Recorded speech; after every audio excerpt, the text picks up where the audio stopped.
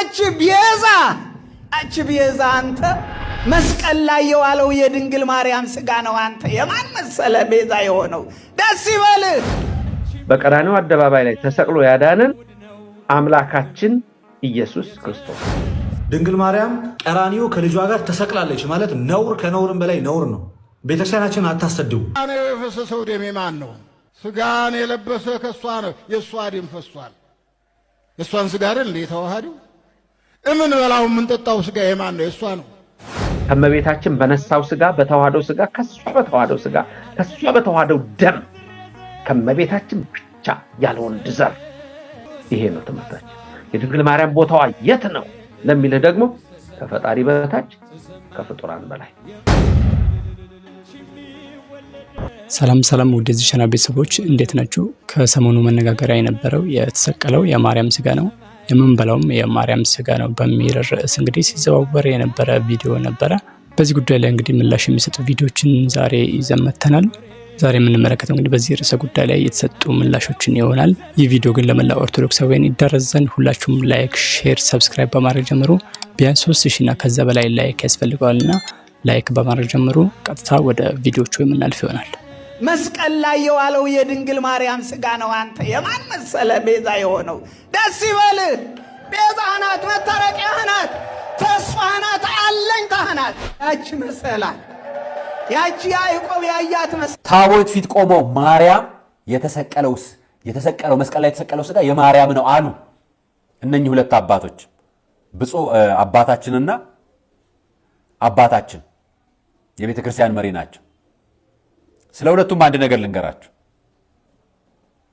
መተርጎም የፈለጋችሁ በጣም ተርጉማችሁታል።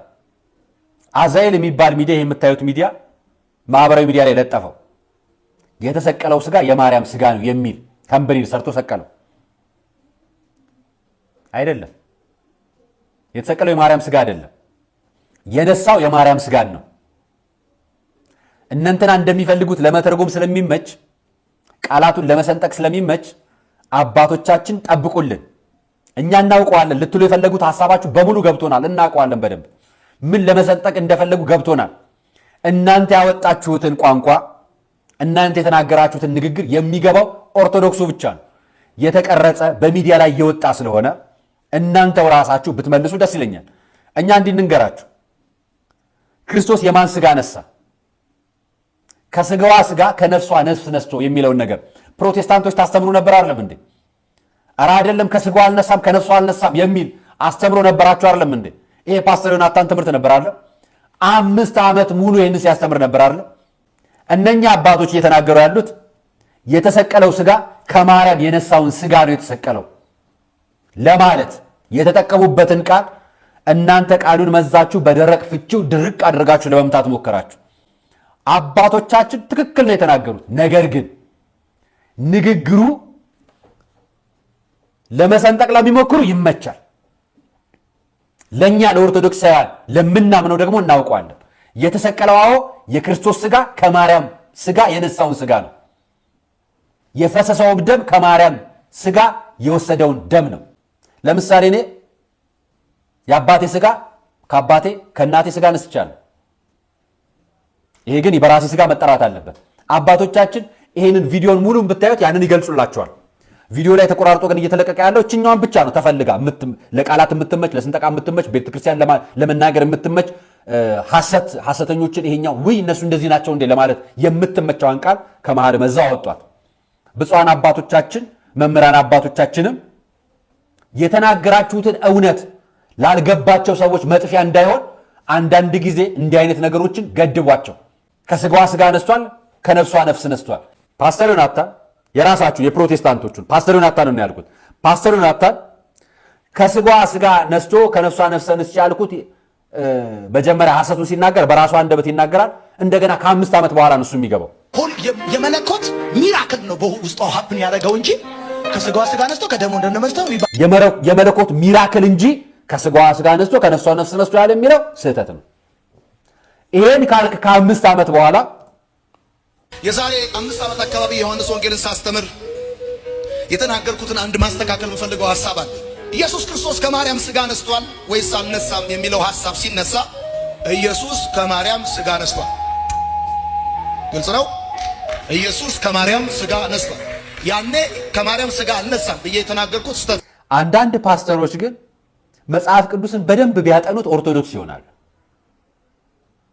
ሰነፍ ኦርቶዶክስ ደግሞ ስንፍናውን መደበቂያ ፕሮቴስታንት ይሆናል። ልክ እንደ ዮናታን ቦታ መግቢያ ላይ ማለት የዮናታን አይነት ቦታ ላይ እና ስንፍናችሁን ፓስተር ዮናታን አታርጉት።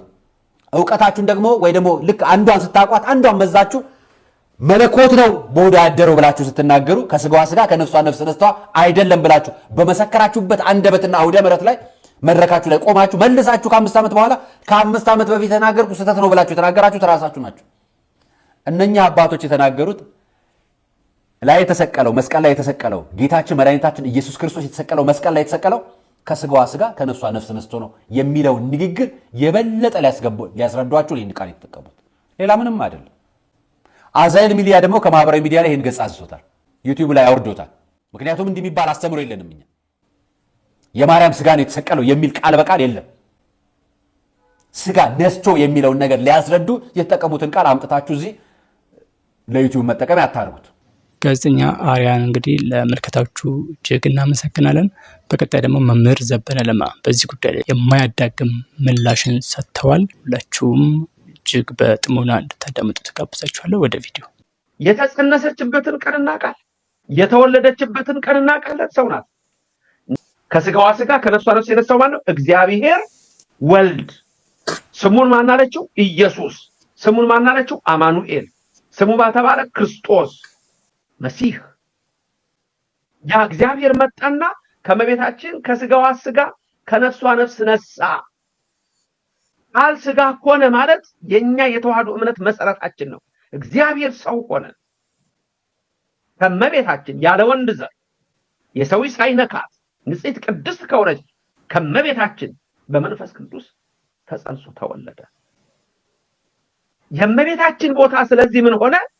የት ጋር ነው ቦታው አላልኳችሁ? መትሕተ ፈጣሪ፣ ከፈጣሪ በታች፣ መልዕልተ ፍጡራን፣ ከፍጡራን ሁሉ በላይ። ይሄ ነው የመብርሃን ቦታ። ብዙ ጊዜ አሁን ሰሞኑን የነበረው ልንገራችሁ። የትኛው ነው የሚበልጠው? ቤዛዊተ ዓለም መባል ነው የሚበልጠው? ወላዲተ አምላክ መባል ነው የሚበልጠው? ለሰው ልጆች ቤዛ አማላጅ መባል ነው የሚበልጥ ወይስ አምላክን ወለደች የሚለው ነው የሚበልጠው? አያችሁ፣ በዚህ መልክ ስታዩት ነው የሚገባችሁ ነገሩ።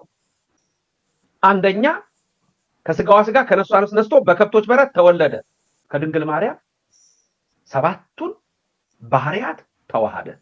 4ቱ ባህሪያተ ስጋና 3ቱ ባህሪያተ ነፍስ ናቸው። 4ቱ ባህሪያተ ስጋ አፈር፣ ነፋስ፣ ውሃ፣ እሳት። 3ቱ ባህሪያተ ነፍስ ለባዊት፣ ነባቢት፣ ሕያዊት። ከመቤታችን 7ቱ እነዚህ ተዋሃደ። ከድንግል ማርያም በተዋሃደው ስጋ የሐዋርያት ሥራ ምዕራፍ 1 ቁጥር 9 እያዩት አረገ። እያዩት ስጋውን በመቃብር አልተወም። ተመልከቱ። ምክንያቱም ቶማስን ናዳብሰ ይዳሰኛል እነ ማርያም እግሩን ይዘው ሰገዱለት። በተዋሃደው ስጋ ተነሳ። በተዋሃደው ስጋ ሐዋርያት የገሊላ ሰዎች እያዩት ወጣ፣ አረገ። መጨረሻ በተዋሃደው ስጋ ለፍርድ ይመጣል። ማቴዎስ 25:31 የሰው ልጅ ምልክት ይታያል። ራእይ 1 ከ6 ጀምሮ እስከ 9 ተመልከቱት። የምድር ወገኖች ዋይ ዋይ ይላሉ። ምልክቱ ይታያል። ክርስቶስ ይመጣል። በክበበ ትስብእት ነው የሚመጣው። ልክ እንዳረገ እንደዚሁ ሲወጣ እንዳያችሁት ይመጣል ብለው ሁለቱ ነጫጭ ልብስ የለበሱት መልእክት ለደቀ መዛሙርቱ እንደነገሯቸው ከድንግል ማርያም በተዋሃደው ስጋ ነው እንጂ ማርያም ተሰቀለች አይባልም። ስለዚህ አንዳንድ ሰው ተነስቶ ድንግል ማርያምን ስለሚወዳት መጨረስ አይችልም። ድንግል ማርያምን ስለማይወዳት ክብሯን መቀነስ አይችልም።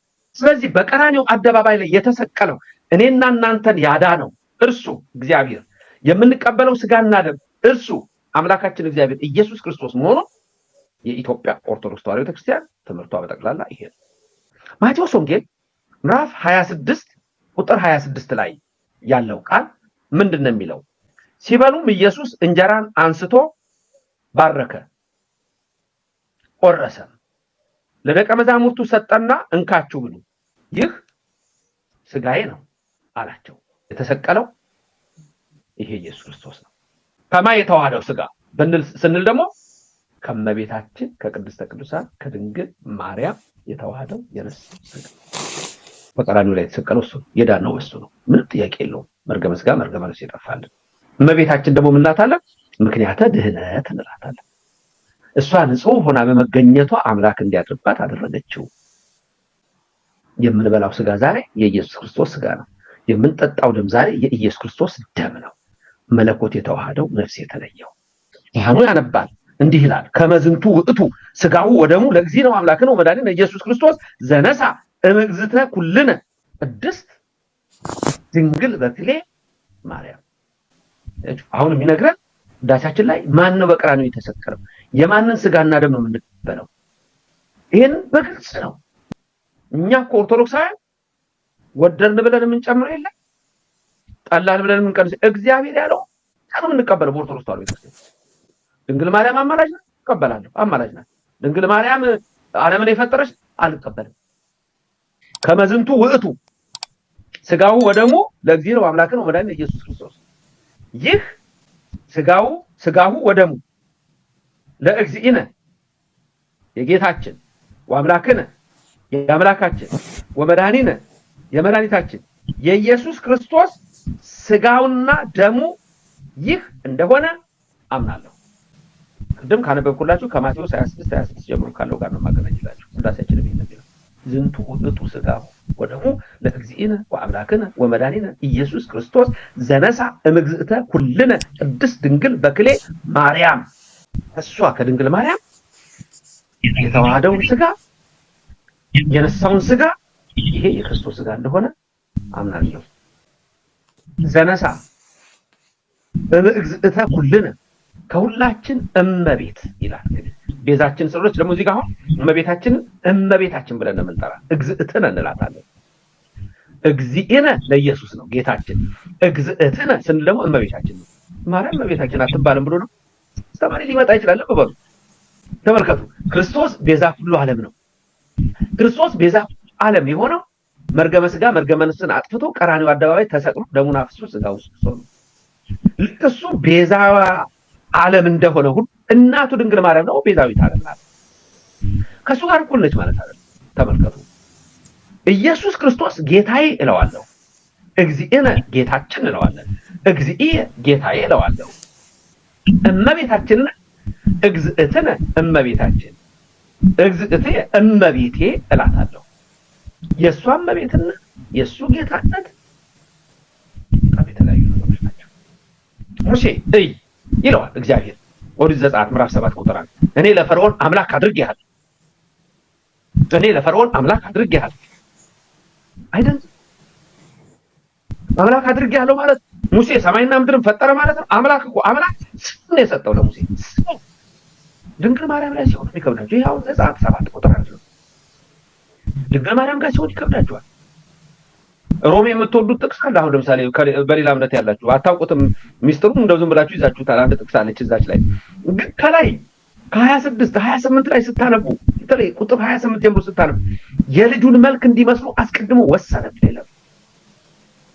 የልጁን መልክ እንዲመስሉ ክርስቶስን መምሰል አሁን ለእናንተ ሲሆን ክርስቶስን መስለዋለሁ የክርስቶስ ልብ አለን የተለመደ ነገር ግን አላያችሁትም። ድንግል ማርያም ጋር ሲሆን ይፈታተናችኋል። በጣም ብዙ በውስጥም ያላችሁ በውጭም ያላችሁ የአፍአም ከኃጢአት ውሳጣዊ መናፍቃንም ትጨነቃላችሁ የድንግል ማርያም ነገር ሲሆን እንጂ ሙሴ እኔ ለፈርዖን አምላክ አድርጌሃለሁ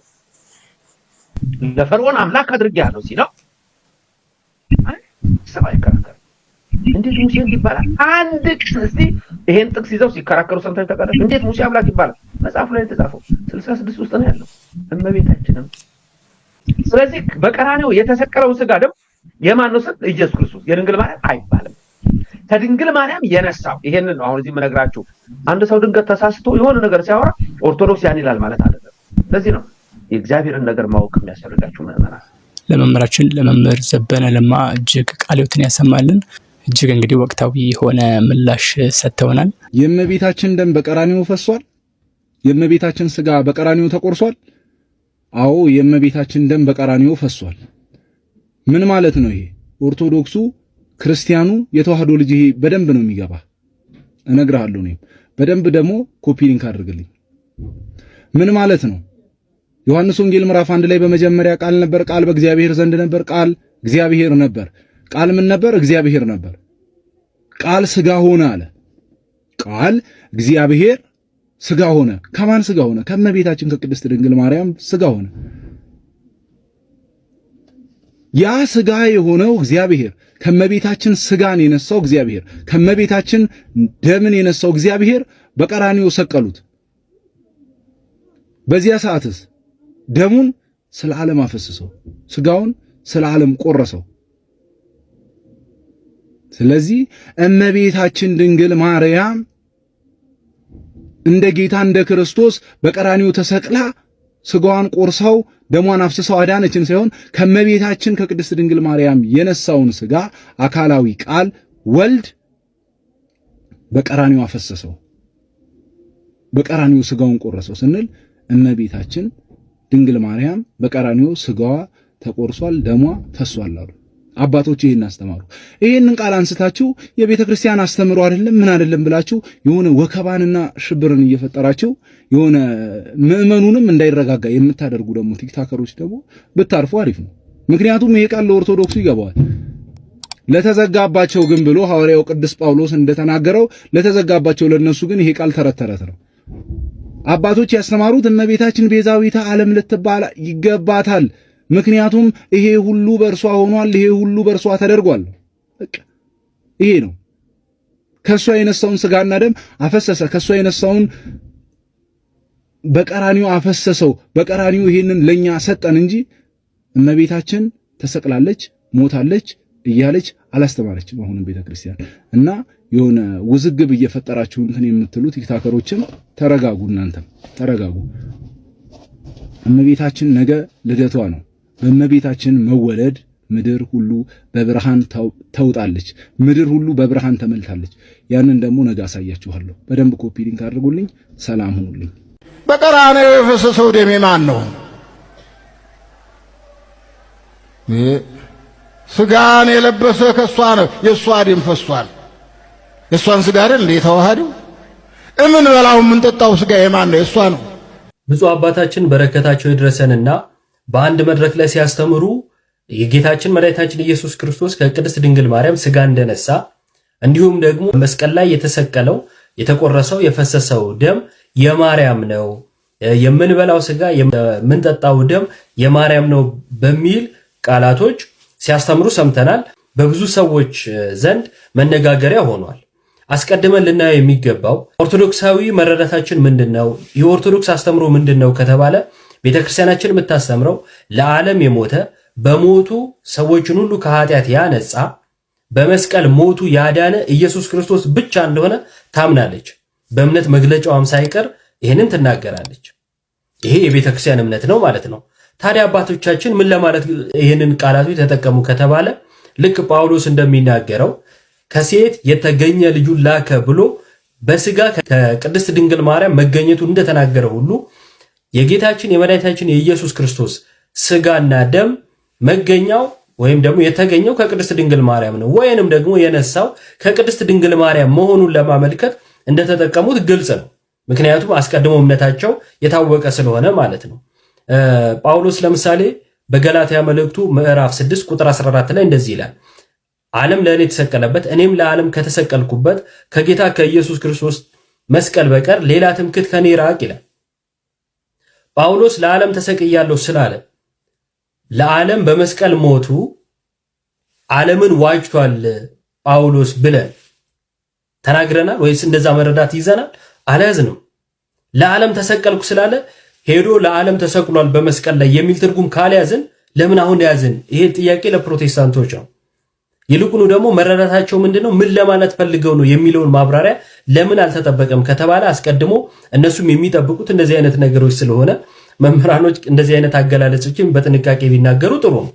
ግን ጳውሎስ ልክ ዮሐንስ አፈወርቅ እንደሚናገረው ዓለም ብሎ ሲል ስለ መሬት ወይንም ደግሞ ስለ ገነት ወይም ስለ ሌላ አይደለም፣ ስለ ሕይወት እየተናገረ ነው ብለን እንደተረጎም ነው። ልክ እንደዚሁ የአባቶቻችንንም አገላለጽ ለመረዳት እንሞክራለን።